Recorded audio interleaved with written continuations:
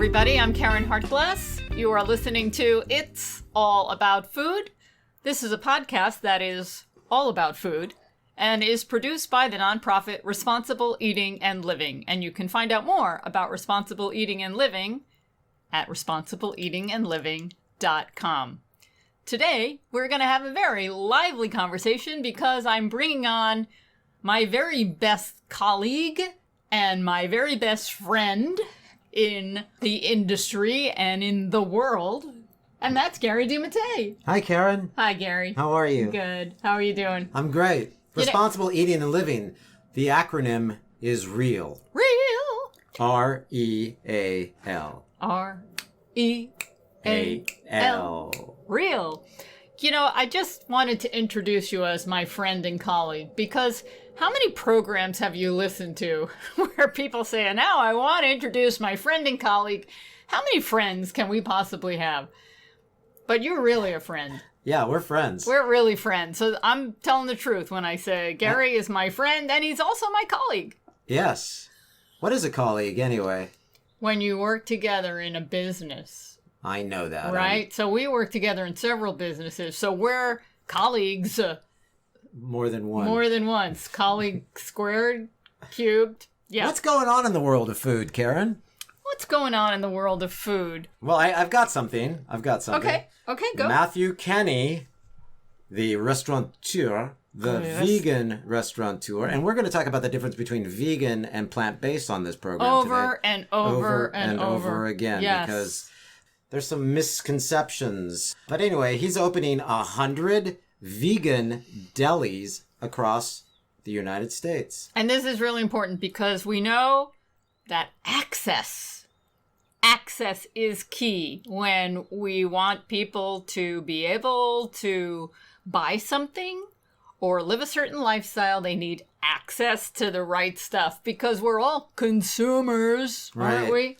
I guess so. I guess there's really no escaping the fact that we have to be consumers. Some of us can fight it, but it usually gets us eventually. This is on all the sites, so the news is not really that new. But what is wonderful about this is that, as we were saying before we went on the air, 20 years ago, you couldn't get away with something like this. Well, first, I want to say it's great that this is happening. And there are some other all-vegan stores somewhat like this that have already popped up around the country and in other countries. Right. But I would say about 20 years ago, I had some friends who started a store, a vegan store. It was on Long Island.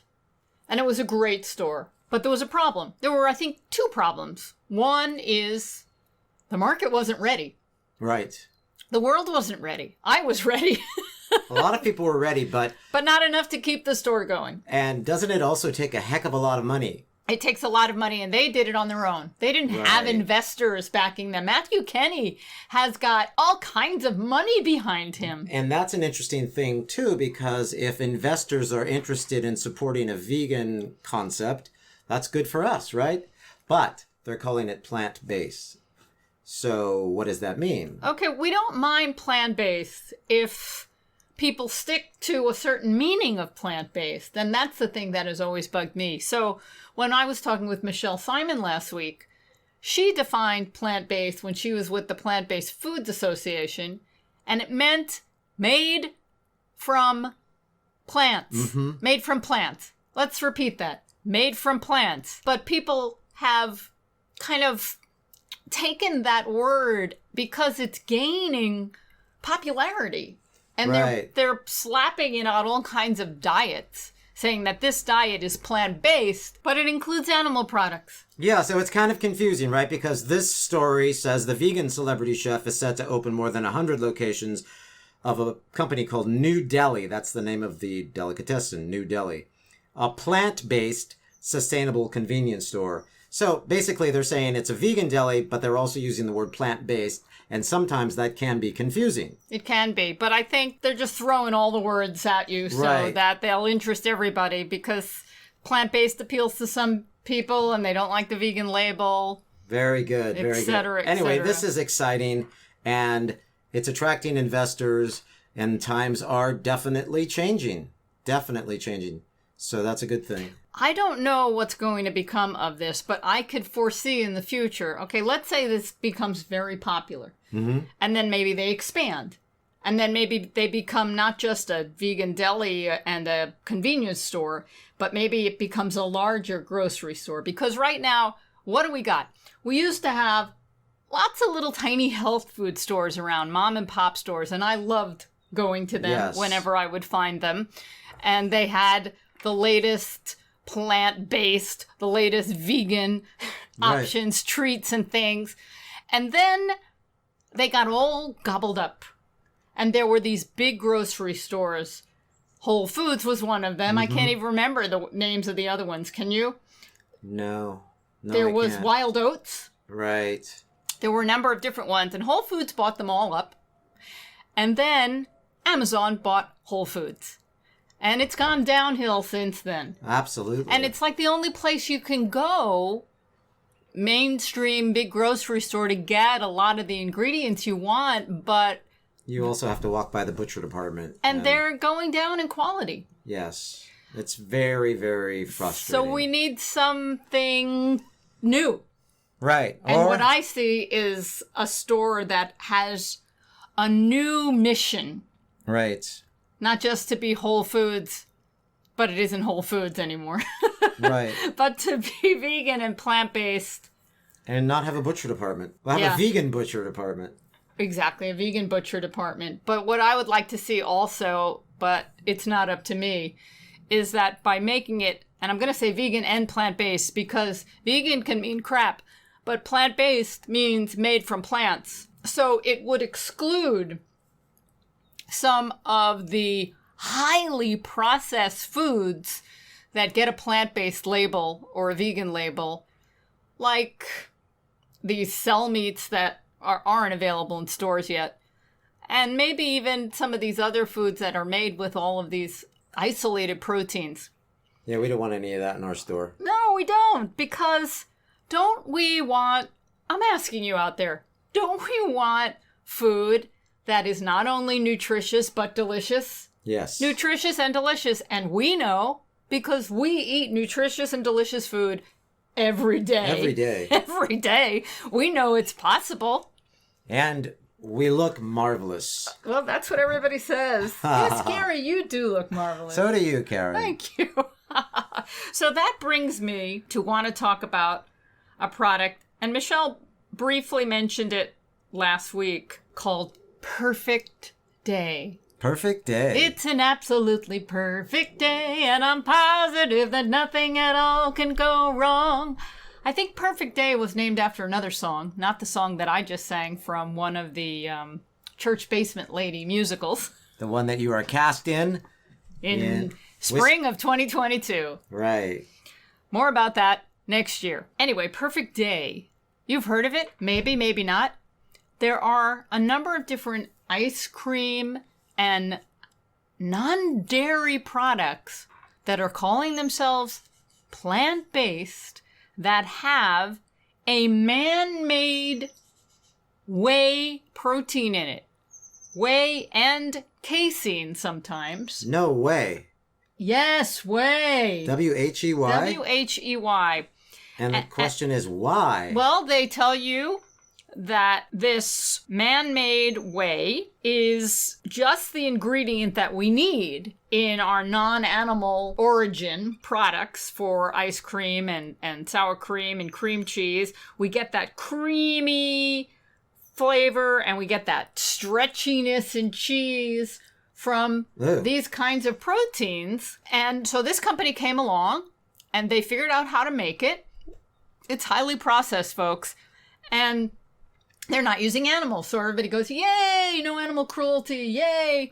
But this isn't healthy. This is synthetic food, right? It's synthetic, and nobody ever said whey protein was good for us. Casein, we know, isn't good for us. Dr. T. Colin Campbell, for decades, has been sharing his research on casein and how it correlates with getting cancer. Right. So why do we want to have this when we can have coconut milk based, oat milk based, cashew milk based, almond milk based, soy milk based. I'm starting a song here. Rice milk based. All these different natural foods can make ice cream. Right.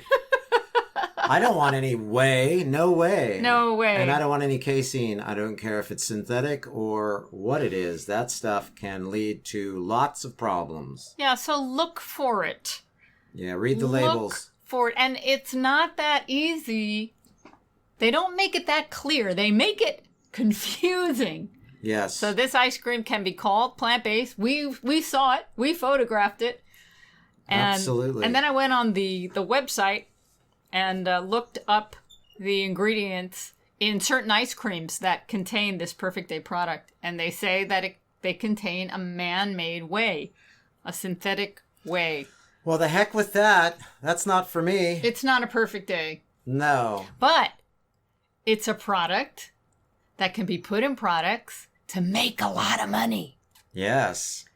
And I guess they're starting to realize that they need to compete. So this is the way they're competing. Yeah, and I don't want to knock somebody for their creativity and their entrepreneurship, but somehow... Why would you spend all of that time and effort doing that kind of work in a laboratory to create a product that's harmful for you? Well, because it's a very simplistic approach. Some very good person said to themselves, I don't like the cruelty to animals, but people love ice cream. So how do I make a product that tastes just like the product people like? People like dairy ice cream. The cruelty, and people like dairy ice cream. So I will make what I need in the lab to put into this product so people like it. And I say, people can be convinced to like any crap. Right. Anything. You can convince people to like anything. How is it you go around the world and humans have their traditional diets and they grow up, their parents fed them food as a child and they grow up and that's their culture, that's their food, that's their thing that makes them feel like home. That's their comfort, their culture's food. And it's completely different from every place you go to. We can be taught to like anything. Let me give you an example. In India, many people use all of these different spices, like curry. The main spice in curry is cumin. And cumin is used in a lot of different cultures. Cumin is even used to flavor our favorite hot dogs. People don't know that, but cumin, Right. there's a very subtle spice in hot dogs, and it's cumin. Now, my parents don't like curry. My dad, he's long gone. He passed 3.5 years ago. But they used to talk about how they didn't like curry. Right. They didn't grow up with eating curry, even though it was in their hot dogs. They didn't taste it that way. Right. It was subtle. But they didn't like it. So there's coriander in curry. There's turmeric in there are curry. other There's spices, cumin. There's yeah. chili peppers, There's fenugreek, all kinds of wonderful ginger, spices. Yeah, but caraway. it's cumin that gives it its curryness. It's curryness, yeah. And some people don't like it. And it's true of food all around the world. You learn to, because your taste buds get used to it. And I say, if it has sugar in it, then yes, you can add sugar to anything and make it taste good. Right. So this is very distressing with the synthetic whey and synthetic casein. And so be on the lookout for that, purists. Yeah, because it's not that easy to distinguish. And I really like the simpler the ice cream, the tastier it is. Like these ice creams that are made with coconut milk. That's enough. They're rich. They're flavorful. These ice creams that are made with oat milk, very good. There's a soft serve coming out. Oatly is doing a soft serve. I'm hoping that takes over the Mr. Softy trucks one day. There you go. So that was a dream I always had. Yeah, soft serve on the Mr. Softy truck. On the ice cream trucks to serve a vegan ice cream. Yes. And they're not necessarily the healthiest thing. A lot of vegan ice creams contain oils. Right. In addition to refined sugar. We like the soft serve at the Pressed Juicery. Freeze. We've talked about this for a few years now, ever since it came out. So if there's a Pressed Juicery in your neighborhood and you don't want all the oils and sugars and things. These are made with natural ingredients, all natural ingredients, and they're sweetened with dates and other dried fruit products. That I would like to see more variations on the pressed juicery freeze product, and I'll tell you why. Right now, it's not sold in stores. You have to go to the restaurants or the pressed juicery stores themselves where they sell bottled juices. The freeze comes out of a machine. Right. And you get it like soft serve. Yes. And that's fun. And it's fun to talk about it because we're approaching summer. I don't know what it is, but when we were kids, and it's probably true for adult kids too, that ice cream always tasted better or just seemed more exciting if you could get it from an ice cream truck. Right. Or if you could get it in a restaurant. Sure. Or go to a Carvel store. Even if you could bring the same product home in your house, it wasn't as much fun. Why is that? I don't know. I think it's the idea of the outing. I think it's the idea of being out in a different location. I know I like it. I like it to this day. I think it's much more exciting to go out and eat than eat at home.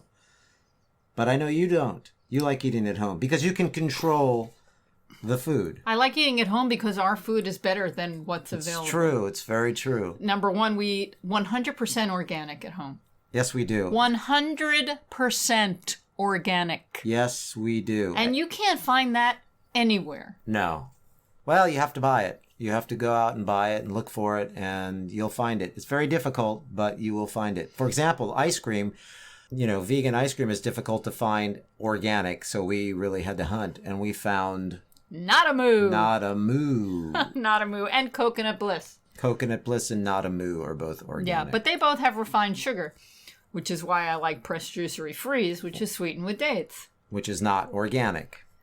Right. That's the trade-off. Yes. So compromises. There we go. Yeah. But it's very important to know what is in your food. So as we always say on this program that is produced by the nonprofit Responsible Eating and Living. In other words, we're not plugging anybody because we're getting kickbacks. We are just trying to give you information and tools that you need to be more informed with your food choices.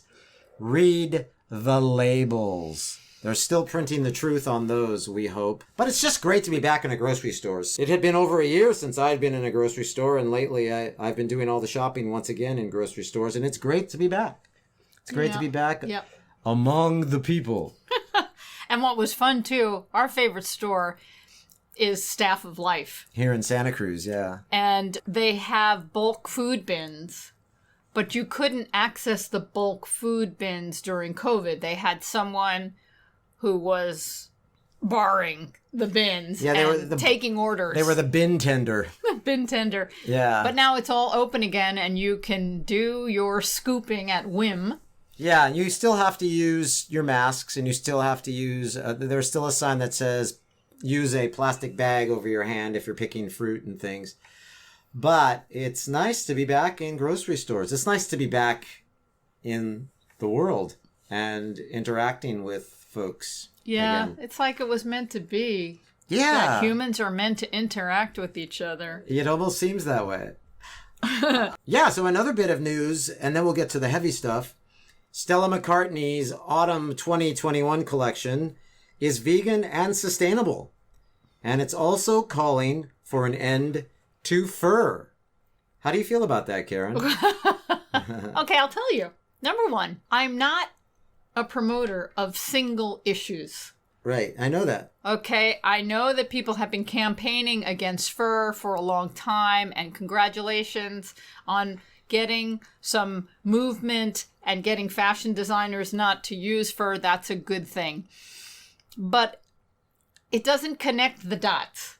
So you campaign against fur, and yet the stores are still wearing leather, and people are still wearing leather shoes, and they're wearing wool, and all of these things come from animals. We need to find a way to get the big picture across, and we're not good at that because people find they can raise money better and they can campaign when it's a single focus issue. And the same thing is true in science when they're testing different foods or ingredients or drugs. It's always easier. It's myopic. Yes, reductionism, to focus on a simple thing. And do you think that has anything to do with lobbyists? Do you think that it's easier to get a single issue passed? Sure. And of course, more difficult to say just straight across the board, everybody needs to be vegan? It doesn't seem quite right. As you mentioned, I mean, people who are boycotting fur are still wearing leather, and they're still wearing well, they may or may wool. not be. It depends on the individual. But yeah, I'm glad Stella McCartney is finally only using vegan materials. And that's interesting that you say that, because I think their campaign, their collection campaign is, quote, "Our time has come," and it's highlighting a future where animals live freely among humans. yeah, And that's a nice concept. And, that's what I know we've been trying to do for a long time, is get people to live freely among the animals. Because when I walk down the street and I see a bird fly overhead, I say, you've won this battle between who is superior. You are. Bird flying overhead, or squirrel digging that very complex burrow, those little ants carrying large grains of salt that are 10 times their weight, and bees who make these complex hives. The only thing that really makes a human superior is a human saying that they're superior. So we should all live together. I'm glad that Stella is designing without using animal materials and is not using fur. That's fabulous. And I also want to mention, because this is pretty new, Israel has become the first country to ban the sale of most fur clothing. And this is exciting because that's the way it should be. But keyword most. What does that mean? Well, so they have a group of very religious people. And if you've seen the Netflix series Shtetl, Right. you see the costumes that the actors are wearing, and these are the traditional costumes worn by the ultra-Orthodox. And the majority of ultra-Orthodox Jewish men wear head coverings, and many times they use these rounded fur hats. Right. They're known as stremels. Stremels. And they're made from the fur of tails of the Canadian or Russian sable, Ooh. typically, and sometimes from the American gray fox. And then there are some now being made with fake fur. Problem solved. Why don't you just make it with fake fur? Fake fur is great. But they didn't ban this. So that's what you mean by most. That's what I mean by most. So they didn't ban the religious hats. No. Oh, that's silly. But it's a start. It's a start. It's a start. I hope it all gets banned. One Yeah. day, we can only hope. Having never used leather, feathers, fur, or skin since it launched in 2001, McCartney is asking its global community of changemakers to sign a petition, and you can check it out on all of these sites. Go on with your bad self, Stella McCartney. End that use of animal products in your line. And most fashion designers should. They should just... I mean, we went shopping for shoes the other day, and we had to seriously spend hours looking to make sure that the shoes we were buying weren't made with animal products. And now there's these little signs that you told me about, how you can decipher whether... Oh, I'm glad you brought that up, Gary. Yeah. So if you Google shoe icons... Shoe icons? Yeah, or shoe material icons, little diagrams will come up. And they will show you, because now a lot of shoes, they just put these icons to show what shoes are made of. If you can't see close, Right. it's really hard to know what these little pictures are. You need to bring a magnifying glass with you. Yeah, but it's the little diamond that means synthetic. Yeah, let's just look at that. Gary, you've pulled it up. I'm going to include this in the post because I find it interesting. There's one icon that looks like woven threads, and that means textile. That's nice. The diamond means synthetic. The textile, that could be any kind of fabric. And then there's this weird shape. Almost like a keystone of some sort. It's just very strange. It's a weird cutout kind of thing, and that's leather. And then if it has a diamond in the middle of it, it's coated leather. I like to say leather. Right. It's not even leather. So these are the symbols for shoe materials, and if the label on the shoe doesn't say all man-made materials or leather or whatever, then it has these icons on them. So the next time you want to go shoe shopping, I recommend dialing up this image. If you care about these things. If you care, I hope you care. And then what was fun was I did buy a pair of shoes. Yes, you did. You found and some the excellent. receipt said it was vegan. Right. On the receipt. Right. That tickles me. So we found those shoes at Nordstrom Rack. Yep, we did. On sale. I also picked up a pair of Toms. Yeah, Tom's. Now, there's another company that started out making vegan shoes, or mostly vegan shoes, and they do have some leather shoes as well. So be careful when you're shopping for Tom's. But they were donating some of their money to bring shoes to folks who couldn't afford shoes. Yeah. So it was a good company. I think they still do, they still something do that? like that. Yeah. Yeah. Now, we're not here to promote Tom's or Nope. Nordstrom Rack. We're here to promote you going out and buying shoes made with textiles or synthetics. Right? That's right. Yeah. Woo! All right, so that's the fluffy stuff that Wait, I got one more quasi-fluffy thing. Okay. It's partially, well, it could be fluffy. It depends on how much success you have. And I'm talking about buckwheat crepes. Oh, yeah, let's go right into that.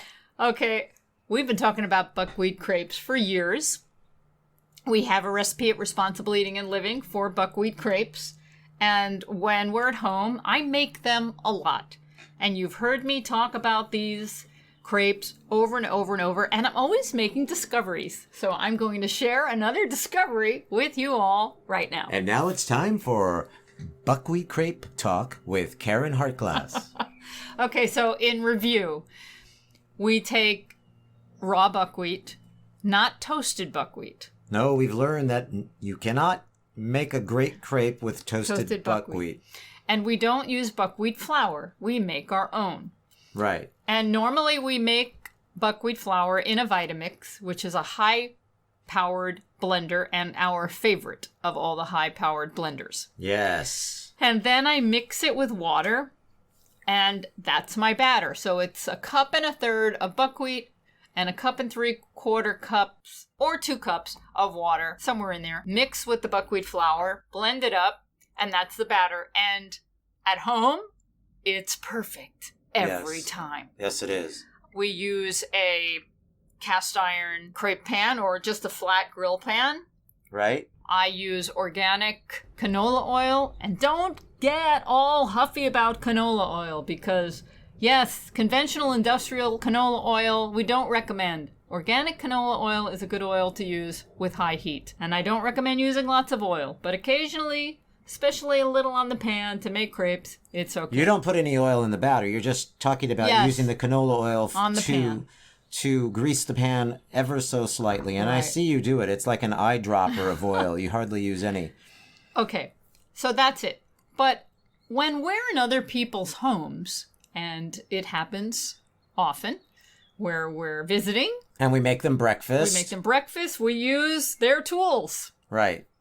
So I just tried making buckwheat crepes in another person's house. They didn't have a Vitamix. And so they had a spice grinder. And I thought, I'll make my buckwheat flour in the spice grinder. I just used a little at a time, and I blended them up. I noticed that the flour was a little gritty. Gritty. Not as fine. No. And in the end, it didn't work as well. Right. The crepe didn't gel. Right. It would want to fall apart. It was very, very fragile. Right. And so it made me think people may have problems with that recipe or other recipes and get frustrated. And it could be that you don't have either the right tools or the right ingredients. Right. Or both. Or you're not blending it enough in the spice grinder if you're using a spice grinder. You have to really take your time and you have to really make sure that you get all of the buckwheat, what are they called? Groats? Yeah. All the buckwheat groats nice and powdery. Yeah. Floury. Yeah, so I'm going to try hurry. again. I was in a hurry. I'm going to try again using the spice grinder. Right. And see if I could grind it up finer and see if I get a better crepe. I think, people are going to be waiting on the edge of their seats to find out whether or not you've actually accomplished your mission. I know. To make a perfect buckwheat crepe with a spice grinder as opposed to a flour mill attachment for your Vitamix. Isn't that what it's called? Yes, the flour mill attachment. We have the flour mill attachment for a Vitamix, but we've also made it in the regular container for the Vitamix. Yeah, we've used blenders too before we were lucky enough to find out about Vitamix. So again, we don't get any kickbacks from Vitamix. We just like the product and we recommend you like it too. Give it a shot. Vitamix. And you can do so much with Vitamix. And I found that their service is excellent. Yes, their service department is excellent. So there you go. Yeah. Have you made buckwheat crepes? And have you made the recipe at responsibleeatingandliving.com? And have you had success? Or have you had moderate success? Or have you had a complete failure? Let us know. We want to know. And how can they let us know, Caryn? Info@realmeals.org. Info@realmeals.org. Realmeals.org. Realmeals.org. Info@realmeals.org. Yes. And I want to hear from you. So do I. Interesting. Now we're getting to the heavy stuff. In the UK. That's the United Kingdom, for those of you who aren't bilingual. And we've talked about the UK. We've had people from the UK on this program. We've talked about the history of the UK and some of the things that they've done over the last few hundred years that hasn't helped our food system. But this is something good. There is a bill, and it's roaming around the House of Lords right now. It's gone through the first reading, second reading, and it's in committee stage, and then there's a report stage and a third reading, and then it goes to the House of Commons. And then it goes through a bunch of readings and reports, and then it goes through the final stage. Okay, so it's got a long way to go. But it's very exciting that they're even talking about this. This is a bill that recognizes that fish and other vertebrates feel pain and should be protected where possible from suffering. And there are some MPs, members of parliament, that are arguing that some invertebrates are also extremely intelligent and should be included in this bill. This is great. Will it pass? I don't know. Who knows? And if it passes, will they make a lot of exceptions to not include animals that are used for food? Who knows? But the conversation is starting. That's good. And this is something to celebrate, and we should be having this conversation all over the world. That is really wonderful. I've seen the movie Seaspiracy. Have you? I've seen Seaspiracy. Have you seen Seaspiracy? Everyone should see Seaspiracy. I think it's on Netflix. It's a great film, and there's another one coming out. Yes. By the same guys who did What the Health. That's right. And it's called They're Trying to Kill Us. They're Trying to Kill Us. And it just, I believe, had its premiere at the Tribeca Film Festival. Watch out for it. Look for it. They're Trying to Kill Us. Get online after you listen to our program and find that trailer and watch it. You will be as intrigued about this film as we were when we saw the trailer. And I'm looking forward to watching that. And I won't go into detail about what it's about. Check out the trailer. Back to the bill in the UK, some of the people were motivated to talk about giving invertebrates some rights and protection and respect because of their intelligence, because they watched My Octopus Teacher. Yeah. Another wonderful film. And this is the power of film, especially films like this where you can see for yourself what's going on. You can hear people speak and say things that will surprise you. Right. People, like in Seaspiracy, these people that make these sustainable seafood labels, and they come right out and say, there's no way that we can guarantee what's behind our label. Yeah. Because people are out on the sea and they're fishing and they could be doing anything they want. Yeah, when it says dolphin safe, that's a lot of hooey. For those of you who are not sure what an invertebrate is, it's an animal lacking a backbone, such as an arthropod, mollusk, annelid, and a bunch of other ones. So Octopus. Yeah. Lobster.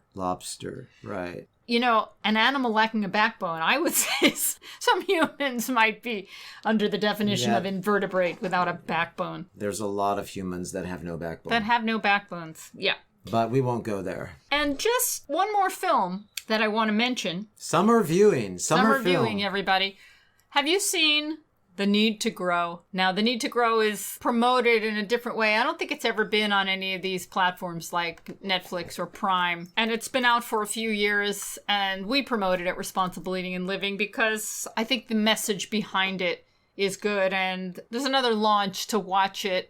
I want you to go to our website, responsibleeatingandliving.com. You can watch it for free and check it out. The launch starts today. And if you go to our website, you can get the link to see the film. This is a film where you get inspired.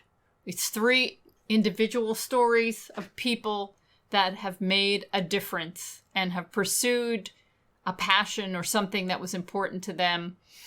And it just shows the power of making a difference. The executive producer and the narrator is a very fine actor, Rosario Dawson. She's amazing. You can join in an exclusive free screening of Rosario Dawson's award-winning documentary that many are calling the environmental film the world has been waiting for. With the planet on the brink of ecological disaster and chronic disease rates skyrocketing, this is a story of real-world solutions. It will warm your heart, fill you with hope, and inspire you to take action. So check it out. Go to the Responsible Eating and Living website and get the information on how you can view the film. I'm going to watch it again. I haven't seen it yet, so I would love to watch it. What are you waiting for, Gary? I'm so glad I'm doing this show with you because I was able to find out all about it. Thanks to you. Yay! Thanks to Responsible Eating and Living. Look at that. And now how did you find out about the film? Oh, well, I have a connection with the Food Revolution Network. And so that's how you found out? That's how I found out, because they had asked me to review the film first. That's what I was getting at. You were asked to be one of the reviewers. Right. And you gave it 2 thumbs up. I think I gave I only have 2. So you gave 2 thumbs up and 2 big toes up. You really liked this movie, didn't you? I really liked the movie, yeah. Yeah. What did you like most about it? Can you tell us? Without giving it away, without any spoiler? No, I can't. It's spoiler alert. There was one story that I liked more than the other 2, but I liked them all. Summer movie viewing, everyone. This is a feel-good movie, and it's true. So we want you to watch The Need to Grow, and then if you have a pressed juicery nearby, go and pick up a freeze. That would be a great night out. Yeah. Or eat your freeze while you're watching the movie on your phone in front of pressed juicery. There you go. Because it's one of those kind of movies. You can take it anywhere. Right. Yeah, and so there's a lot of fun stuff coming up this summer. I can feel it. Everyone's trying to get out. You know, we went to a few graduation parties already. We went to 2 graduation parties. Yep. One was inside. We've had a lot of outside. We've had a little outings that we've gone to. And the interesting thing is people are getting out. They're going to want to start throwing more barbecues. They're going to want to have more outdoor activities. It's very exciting. Let's start with potlucks. I think potlucks are a really cool thing for vegans because you can bring a dish that's a favorite of yours and share it with people, because you're not going to get a whole lot of food at some of the parties that we go to. I'm always surprised that when people invite us over, they know that we're vegan, but they make I shouldn't say all of them, but some people make no concessions for vegans. There's the food that they like to serve and they just serve it. And then they say, oh yeah, by the way, there's salad over there in the corner. There's just a little Parmesan cheese on it, but you can go ahead and scrape it off if you want. But then there are other folks who really go out of their way to say, hey, we're having this party, we're having this get together, we're having this whatever it is, and we want you to have something to eat. And I'm sure many of you have been through this before. And so is it okay if we make you this? And then they actually check with you. So there are both those folks that don't care. And it's not that they're being mean or cruel. It's just they don't know the difference between what you will eat and what you won't eat. So they don't even try. And then there are people that go out of their way to try, have something for you. I like to always eat before I go to these parties.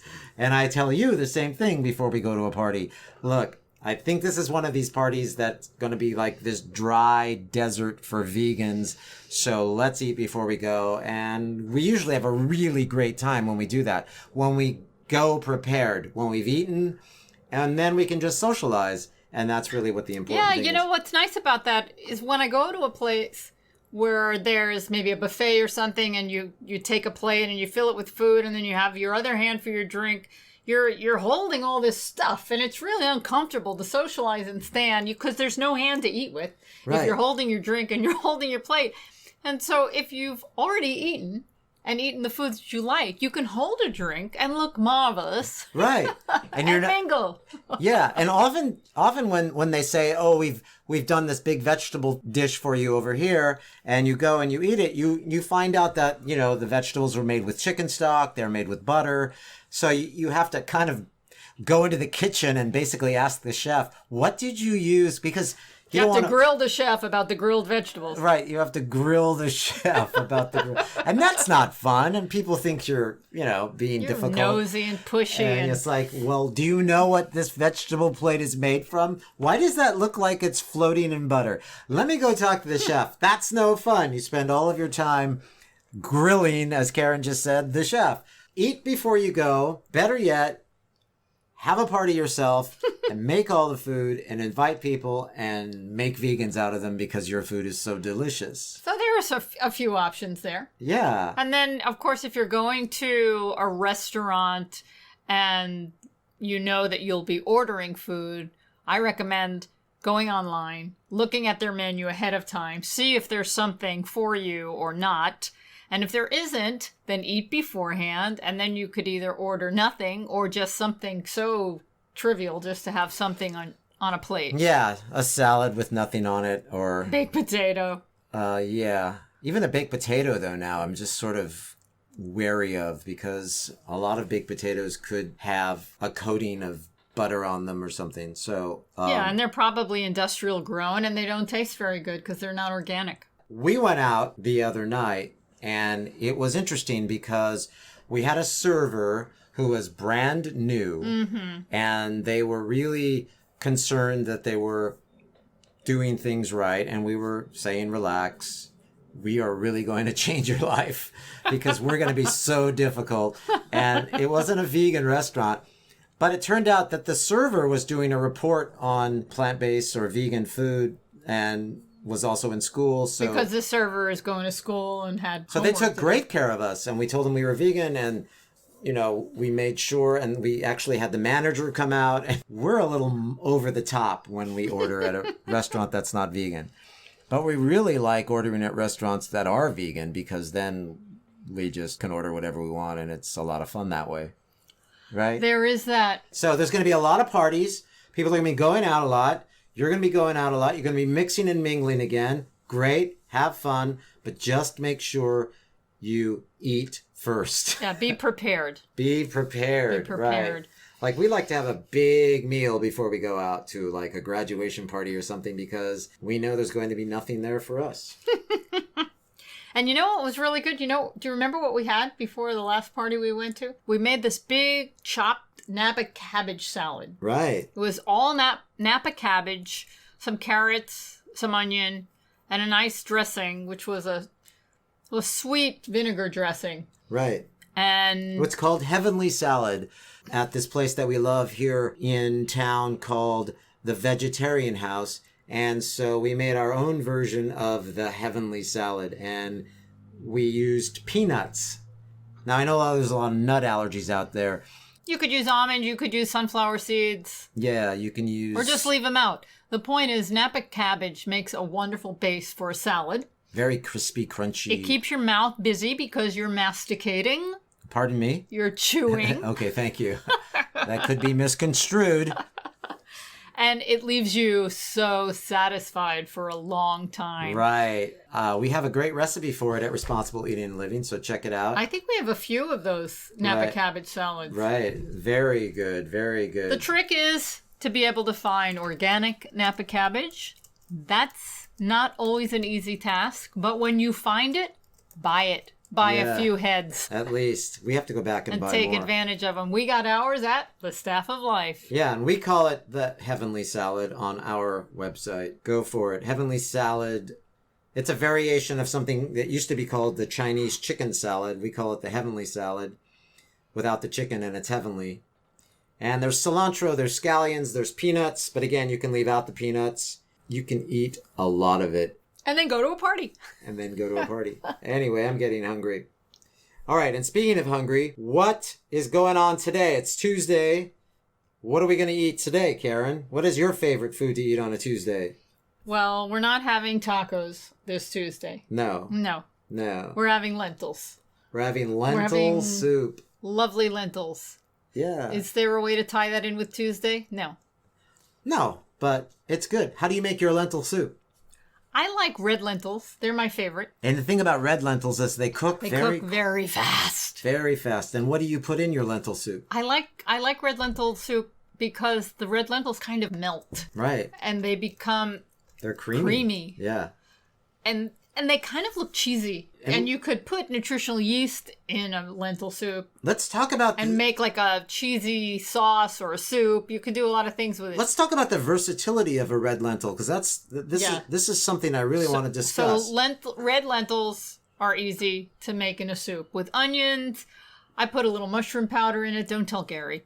Right. No, I like getting my mushrooms through mushroom powder. And I put purple sweet potatoes in this time. And I'm really excited about it. It has a really nice balance of sweet red and purple, savory, and it's colorful. I like putting sweet potatoes in soups now. It's a thing with me. Delicious. Yeah. So we have a lot of recipes using lentils at the website. At responsibleeatingandliving.com. And it's a very versatile food. We're going to have the lentil soup tonight. There's also a recipe for lentil crepes. Yeah, it's so easy. And lentil waffles. I've seen some people promoting lentil crepes on Instagram.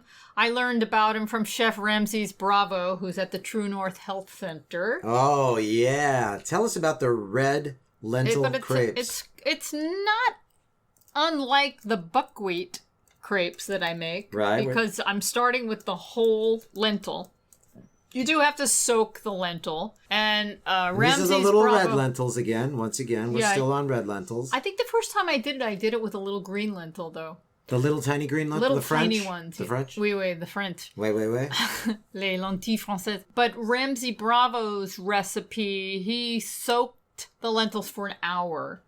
You can soak them overnight if you like, which might make it easier to digest the lentils. Yeah, why is that? Why do people say to soak them? Is it for a digestion or is it for... Yes. Is it for makes them malleability? Does it make it easier to work with? Both, but it definitely makes them more digestible. Okay. And so if you find that lentils make you gassy, and it's reported that lentils... that's what I was getting at. It has something to do with the gas. Well, many people say that the lentils are the least gassy, or the ones that give you the least gas.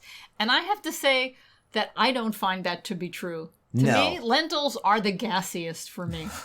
I can confirm that. Yes. Well, yeah. Anyway, so I like to soak them overnight. But when you soak them overnight, then the recipe that Ramses Bravo gives doesn't quite work because the lentils have soaked up more water. So you need to add less water to them when you blend them with water to make a batter for lentil crepes. So your lentil crepe recipe at Responsible Eating Living has been tested, and you suggest that folks go directly to the website and check it out. Of course. Por supuesto. You need to cook beans, not just soak them. You could soak them and sprout them, and then they would be digestible, or you could soak them and cook them. And the cooking on the griddle is enough to cook these lentils, if you're concerned about that. Wonderful. And then we have some other lentil recipes. Right, we have a lot, and I'm going to get to those. But I just want to finish the lentil crepe, because this lentil crepe can also be made into a lentil waffle. That's true, and we've made lentil waffles, but once again, tools are important. Right. Because this is a delicate batter, and you need to be patient and make sure the exterior really cooks well. And it makes a great waffle. It really does. But if you don't have the right kind of waffle maker, or if your batter gets sticky, it can make a mess. And if you have any questions, you could always contact us at info@realmeals.org. info@realmeals.org. Bum bum. info@realmeals.org. Oh, you're such a good singer.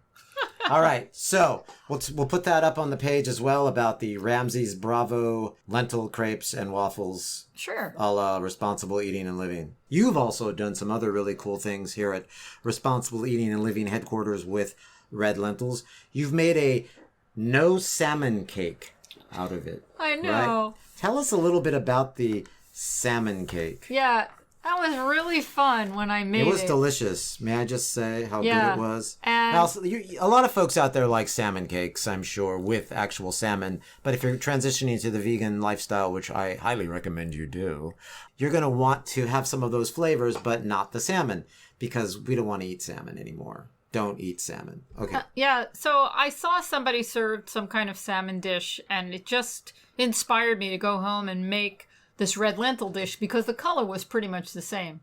Right. Now, I just want to mention that those of you who are eating salmon and you like the color of salmon, most pink salmon today is not naturally pink.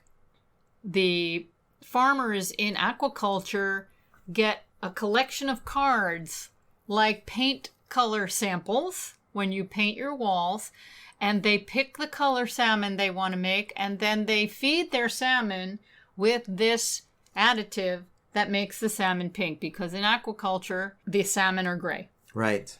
I do know that. Yeah, and I forget what this additive is called, but it causes eye problems and all kinds of problems. And another reason not to consume salmon. Right. We're talking about synthetics that are used now to taint your poor little salmon. Yeah, but this lentil dish that I made, which I called baked red lentil salmon cakes, I used Old Bay spice. Old Bay. Old Bay spice. Now, you can make your own. Look at the ingredients in Old Bay spice, and you'll see you could make your own mixture. Or you could just buy Old Bay spice. Old Bay spice isn't organic, though, so I kind of like But this was in the early days before we bought everything organic. And we had a container of Old Bay spice, so I used it. I also like to add a little ground nori, and it gives that a mellow fish flavor. Well, it's kind of where the fish get their fish flavor, right? It's seaweed. It's dried seaweed. So if you think the fish naturally tastes that way, you're wrong. They get it from plants. Sea. They get it from plants. And it has hemp seeds in it, too. So it's really nutritious and tasty and very easy to make. And they're great cold. And you put a little vegan mayo with them, and you never know that you aren't eating the actual thing. Well, yeah, the texture is not quite the same. They're very good. But the flavor is good. And you can play around with it. All of our recipes, it gives you room to be creative and add or subtract things on your own. Yeah, and the last thing I wanted to talk about, so I make a lot of these soups with red lentils, and once I thought, I'm going to make a pate. It's really good. And it's good. basically the soup ingredients, only without the water. Right. So I use carrots and onions and red lentils and garlic. I used a little thickener, tapioca flour. Right. Probably didn't even need it. Yeah, you could play around with that, or you could add a lot of different things to thicken it. And then some seasonings, herb de Provence, sunflower seeds, poppy seeds, and it made a lovely pate. It was great. Yeah, and again, you're going to be doing some outdoor picnicking. This is great cold. You bake it, you put it in the refrigerator, you bring it to a picnic, you cut it up. It's like a terrine. It's like a pate. It is a pate. You smear it on a cracker. You smear it on some a baguette or a cracker. It's You wonderful. could even spread it on a lettuce leaf. Yeah, it's very, very good. You can top a salad with it. And there's so much we can do with lentils. They're just such a versatile food. So that's the incredible edible red. Yeah, so let's go into green lentils now, because we also have some great recipes. And one of my favorite, which we haven't made in a long time, is our lentil burger. We actually have it in one of our videos where we go out and barbecue. And do you remember that barbecue video we did? Yeah, I did. We made our lentil burgers and we made them out at the park, and we filmed it. And then we were walking home. This was before we had a car, and it started to rain. That's right. And we had all our camera equipment and Yeah, we were supplies. dragging our camera equipment down the street, and we were getting dumped on with rain. Anyway, it was fun, romantic, and I might have not been happy then, but I look back on it now. And Those are the things you don't get to see in a video because of editing, and we didn't film that We part. have this great barbecue video, and we make these lentil burgers, and they are fantastic, and why don't we make them? Okay, let's make them. We're going to make them this summer again. It's a great thing to talk about. The lentil burgers is gluten-free. It's made with brown lentils, or some people call them green lentils, wild rice. While I'm on the subject of the lentil burger, or the burger that you make with beans and rice and things, when we go to a vegan restaurant, we normally seek out the house-made burger as opposed to a Beyond or an Impossible or one of these synthetic burgers that they're making now. We prefer to ask the server if they have a house-made burger, and normally they do. A lot of times they do. And we've been really lucky lately because, and again, this is just recently, we've just gone out into public. Recently, we've been locked in a 2-room apartment for a year and a half. I was really happy to see that a lot of these vegan restaurants do have a house-made burger. And this would qualify, this lentil burger on our website would qualify as a house-made burger. It's really great. It uses some awesome ingredients, and it grills really well. And it does a lot of really wonderful things. And we may be fighting a losing battle. I don't know. But I'm going to fight it to the end. And that is a burger, a vegan burger, a plant burger should be made with real ingredients. Not synthetic. Not highly processed ingredients and not man-made ingredients. Yeah, so that's what we're talking about. So check out our lentil burger, and you'll really spruce up any barbecue with that. So our barbecue video, if you want to watch it, it's a classic. It's a classic. I'm going to put it up on the homepage. The real American barbecue, the Swingin' Gourmets. It's one of my favorites. Yeah, it's really fun. Hey, Gary, thank you. Are we out of for time? joining me. We are again out of time. I have so many other bean burger recipes to talk about. Hey, this was fun, Caryn. It was fun. It's always fun with my... Your show last week was great. Check it out, everybody, if you missed it last week. Check out all the shows. You've had a couple of great shows. I'm going to ask also to share this program with everyone you know. Yes, please share. Yeah, if you have a particular show that you like, share that one. Help us out. Give us a share. Give us a share. All right, Caryn. Great seeing you. Yes, it has been great seeing you here. At Responsible Evening. Hey, Gary, thanks for being with me. It's been really great to see you again. Okay, everybody, have a delicious week.